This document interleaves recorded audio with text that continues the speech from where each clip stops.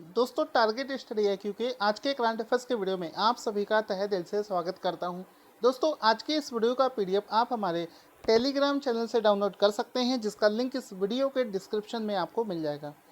जैसा कि दोस्तों आपको पता है, कोविड-19 के केसेस जो हैं वो आज की डेट में भारत के अंदर में 29,000 यानी कि 29,000 से भी आगे निकल चुके हैं।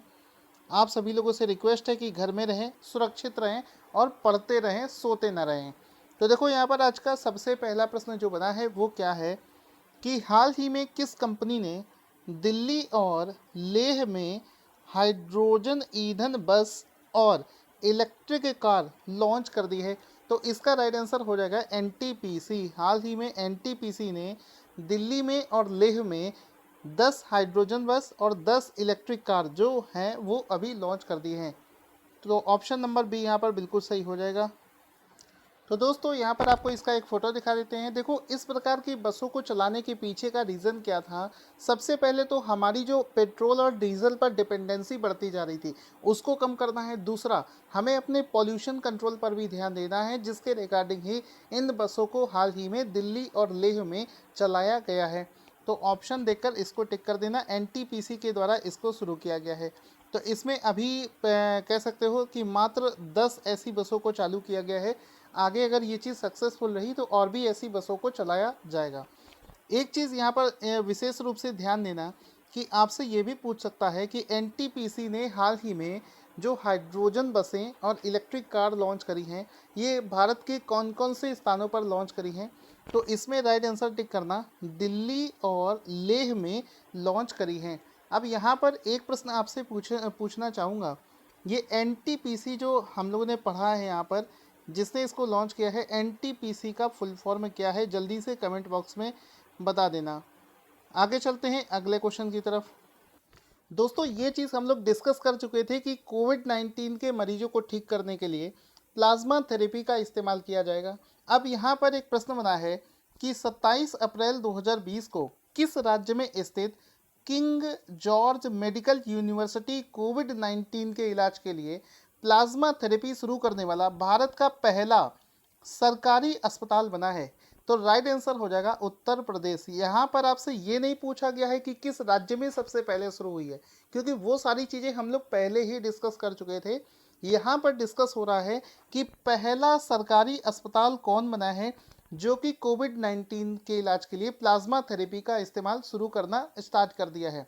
तो उस सरकारी अस्पताल का नाम है किंग जॉर्ज मेडिकल यूनिवर्सिटी, जो कि उत्तर प्रदेश के लखनऊ में स्थित है। तो ये उत्तर प्रदेश में स्थित है, ये इसका राइट आंसर हो जाएगा। यहाँ पर आप ये मेडिकल भी देख सकते हैं, सरकारी अस्पताल देख सकते हैं जिसका नाम है किंग जॉर्ज मेडिकल यूनिवर्सिटी।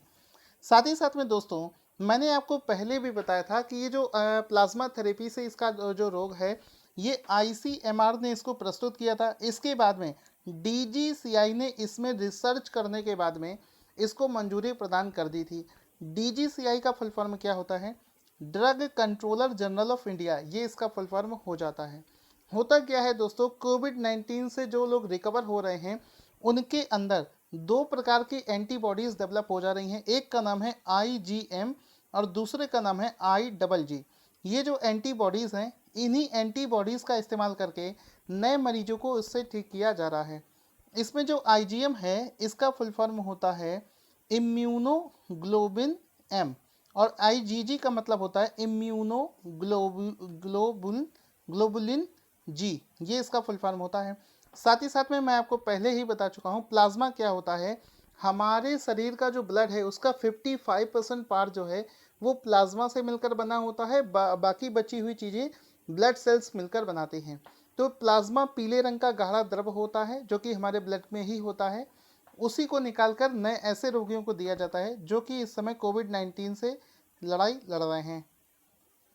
दोस्तों लॉकडाउन के समय आपको जो ये वक्त मिला हुआ है, इसको एक योद्धा की तरह इस्तेमाल करना है। बिल्कुल एक फाइटर की तरीके हम लोगों को ये टाइम स्पेंड करना है।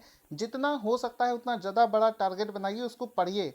और दिसंबर से लेकर मार्च तक के करंट अफेयर्स के पीडीएफ का लिंक वीडियो के डिस्क्रिप्शन में दे रखा है। अभी उस पर एक ऑफर चल रहा है, जाकर जल्दी से जितनी पीडीएफ चाहते हो वो लेकर पढ़ना शुरू कर दो। डेली बेसिस पर हजारों की संख्या में लोग इसको परचेज करके पढ़ रहे हैं, आप भी इसका फ़ायदा उठाइए।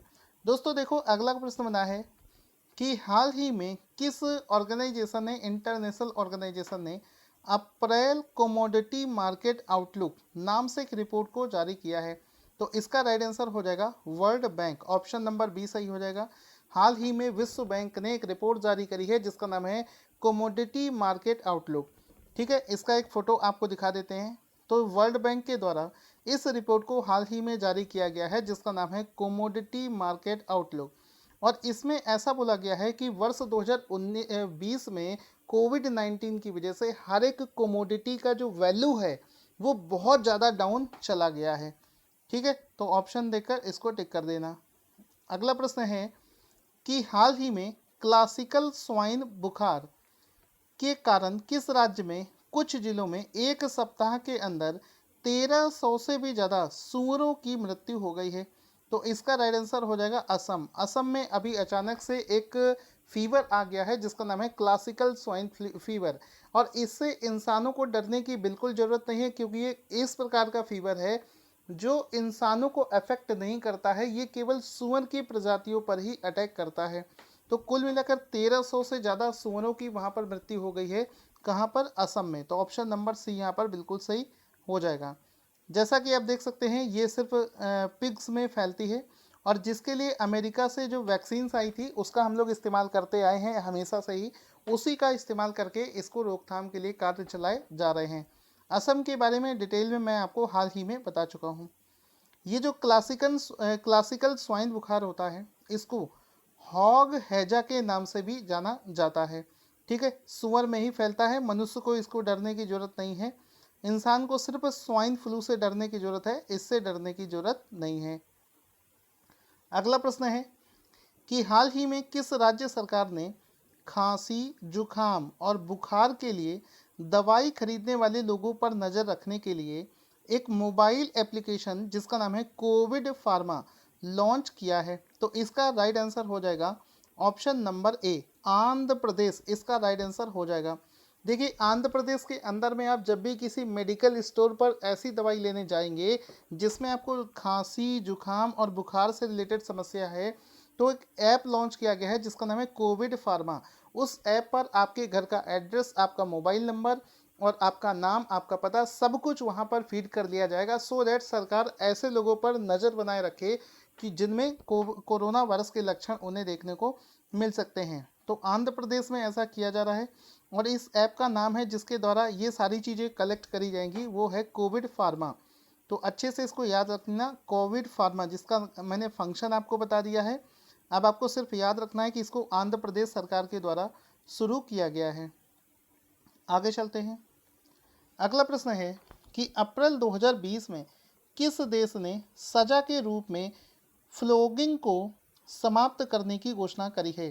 तो इसमें देखो राइट आंसर हो जाएगा सऊदी अरब, ऑप्शन नंबर बी सही हो जाएगा। हाल ही में सऊदी अरब ने फ्लोगिंग जो होता है उसको अभी बंद कर दिया है। देखो फ्लोगिंग क्या होता है, सऊदी अरेबिया में एक रूल था, किसी को भी अपराध करने के बाद में उसको कोड़ों से सजा दी जाती थी। इस प्रकार उस पर कोड़े बरसाए जाते थे। अगर वो चोरी करता है या उसके ऊपर कोई भी पुलिस की कार्रवाई होती है तो उसको सजा के तौर पर कोड़ों से पीटा जाता था। यहाँ पर ये जो पूरी दुनिया, जब ये चीज़ ज़्यादा हाईलाइट हुई, पूरी दुनिया ने जब इसको देखा तो इसको मानवीय तरीके से गलत व्यवहार माना, जिस वजह से हाल ही में सऊदी अरेबिया जो है काफ़ी लंबे समय से वह काम कर रहा है कि वो मानवाधिकार के प्रति अच्छे एग्जाम्पल सेट कर चुके हैं, क्योंकि वो बड़ा बदनाम है ऐसे कामों के लिए। इस वजह से उसने इसको हाल ही में बैन कर दिया है। तो इसका राइट आंसर सऊदी अरेबिया हो जाएगा, जहाँ पर फ्लोगिंग को हाल ही में बंद कर दिया गया है, बैन कर दिया गया है। अगला प्रश्न देखो क्या है। आपको जैसा कि दोस्तों आपको पता होगा, कोविड-19 की वजह से दुनिया भर की अर्थव्यवस्थाओं पर प्रभाव धीरे धीरे दिखना शुरू हो जाएगा। उसी में ही बैंकिंग सेक्टर हमारा कह सकते हो बहुत क्रिटिकल कंडीशन से गुजर रहा है। यहाँ पर एक प्रश्न बनता है कि अप्रैल 2020 में किस म्यूचुअल फंड ने अपने 6 डेब्ट फंड में धन वापसी पर रोक लगा दिया था, जिसकी वजह से म्यूचुअल फंड उद्योग पर संकट गहरा गया है? तो राइट आंसर हो जाएगा फ्रैंकलिन टेम्पलेटन। ठीक है। कोविड-19 की वजह से पूरी तरीके से कह सकते हो क्रिटिकल कंडीशन से गुजर रहा फ्रैंकलिन टेम्पल्टन नाम से एक म्यूचुअल फंड चलता है, उसने अपनी 6 डेब्ट फंड थे जिनमें से धन वापसी पर रोक लगा दिया है। तो ऑप्शन नंबर ए यहाँ पर सही हो जाएगा कि फ्रैंकलिन टेम्पल्टन जो है इसकी कंडीशन अभी बहुत ज़्यादा खराब चल रही है। अगला क्वेश्चन है कि किस राज्य ने कोविड-19 के खतरों को कम करने के लिए नाइटेंगल 19 और कर्मी बोट नाम से रोबोट की मदद लेनी शुरू कर दी है। तो राइट आंसर हो जाएगा केरला। हाल ही में केरला में 2 प्रकार के बॉट इस समय तैयार किए गए हैं जो कि बिना कांटेक्ट में आए मरीजों तक आवश्यक सामान पहुंचा सकते हैं, जैसे कि दवाइयां हो गई, उनके लिए भोजन हो गया, ये सब कुछ उनको पहुंचा सकते हैं, जिसके लिए केरला सरकार ने अभी इनको इस्तेमाल में लेना शुरू कर दिया है। तो कौन कौन से 2 रोबोट्स हैं? नाइटिंगल 19 और कर्मी बोट नाम से ये रोबोट्स हैं जिनके बारे में यहाँ पर डिस्कशन हो रहा है। ये रोबोट्स की आप यहाँ पर फोटो भी देख सकते हैं।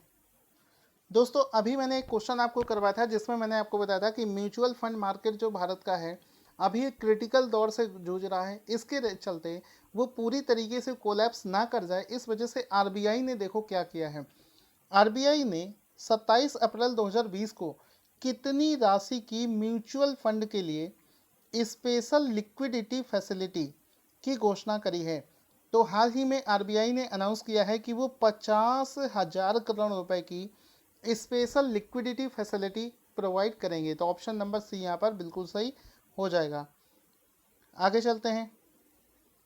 हाल ही में किस देश में आयोजित होने वाले सैन्य अभ्यास जिसका नाम है पिच ब्लैक 2020 को स्थगित कर दिया गया है? इसका राइट आंसर हो जाएगा ऑस्ट्रेलिया। ये जो पिच ब्लैक नाम का एक्सरसाइज है ये एक मल्टी नेशन एक्सरसाइज है, भारत भी इसमें पार्टिसिपेट करता है। अभी एक लेटर के द्वारा ऑस्ट्रेलिया की तरफ से एक लेटर आया है भारत के लिए जिसमें कि इस एक्सरसाइज को कोविड-19 को देखते हुए 2022 तक स्थगित कर दिया गया है। अब इसको 2022 में ऑर्गेनाइज किया जाएगा। इस एक्सरसाइज को वैसे अमूमन ऑस्ट्रेलिया में ऑर्गेनाइज किया जाता था, इस बार इसको ऑर्गेनाइज नहीं किया जाएगा, 2022 में अब इसको ऑर्गेनाइज किया जाएगा। ऑस्ट्रेलिया की कैपिटल है कैनबरा, प्राइम मिनिस्टर का नाम है स्कॉट जॉन मैरिसन और करेंसी है ऑस्ट्रेलियन डॉलर। दोस्तों आपके लाइक शेयर और कमेंट से ही हमें पता चलता है कि आपको वीडियो कैसा लगता है, इस वजह से जितना ज़्यादा अगर आप प्यार करना चाहते हैं तो वीडियो को लाइक और शेयर करें।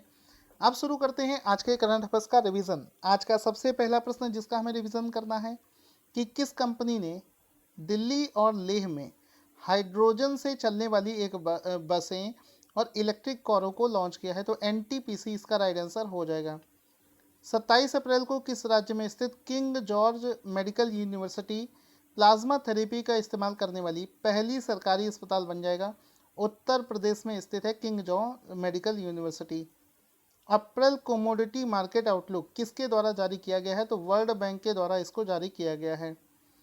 क्लासिकल स्वाइन फीवर हाल ही में किस राज्य में आया है? तो असम इसका राइट आंसर हो जाएगा। उसके बाद में है कि कोविड फार्मा नाम से ऐप किस राज्य में लॉन्च किया गया है? तो आंध्र प्रदेश इसका राइट आंसर हो जाएगा। उसके बाद में था कि किस राज्य में किस देश ने फ्लॉगिंग को सजा के रूप में देने को समाप्ति की घोषणा कर दी है? तो सऊदी अरब इसका राइट आंसर हो जाएगा। उसके बाद में है कि अप्रैल 2020 में किस म्यूचुअल फंड ने अपने 6 डेब्ट फंड में धन वापसी पर रोक लगा दिया है जिसकी वजह से म्यूचुअल फंड उद्योग पर संकट गहरा गया है? तो फ्रैंकलिन टेम्पल्टन इसका राइट आंसर हो जाएगा। उसके बाद में है किस राज्य ने कोविड-19 से फाइट करने के लिए 2 रोबोट जिनका नाम है नाइटिंगल 19 और कर्मी बोट इनका इस्तेमाल करने के लिए बोला है? तो केरला इसका राइट आंसर हो जाएगा। हाल ही में आरबीआई ने म्यूचुअल फंड मार्केट में कितना स्पेशल लिक्विडिटी फैसिलिटी प्रोवाइड करने की घोषणा करी है? तो 50,000 करोड़ इसका राइट आंसर हो जाएगा। उसके बाद में है कि ये पिच ब्लैक नाम का एक्सरसाइज है ये किस देश में आयोजित किया जाता था? ऑस्ट्रेलिया इसका राइट आंसर हो जाएगा। दोस्तों आज का क्वेश्चन जिसका आंसर आपको देना है कि हाल ही में टाइम्स हायर एजुकेशन द्वारा जारी इम्पैक्ट रैंकिंग 2020 में आईआईटी खड़गपुर को कौन सा स्थान प्राप्त हुआ है? जल्दी से अपने आंसर कमेंट बॉक्स में लिखना ना भूलें। Thank you for watching this video. अगर आप इस चैनल को प्यार करते हैं, इसको और ग्रो कराना चाहते हैं तो इस वीडियो को ज़्यादा से ज़्यादा शेयर करने की कोशिश करें।